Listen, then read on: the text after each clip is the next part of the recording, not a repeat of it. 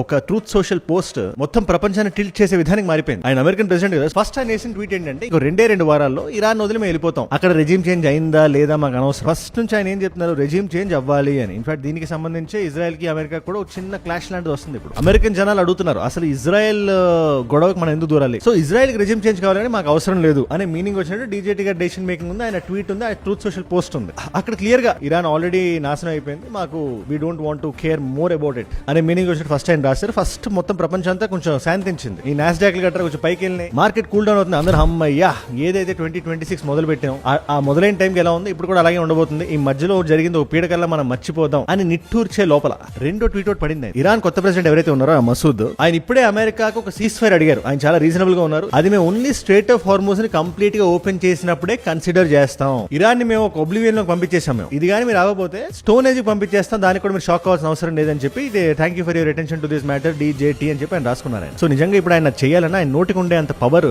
ఆయన చేతులకు ఉంటుందా అంటే డౌట్ఫుల్ అని చెప్పాలి. కింద కనబడే సబ్స్క్రైబ్ బటన్ నొక్కి పెట్టేసుకోండి ఎవరైనా కొత్త వాళ్ళు చూస్తున్నట్లయితే. డన్ స్వామి.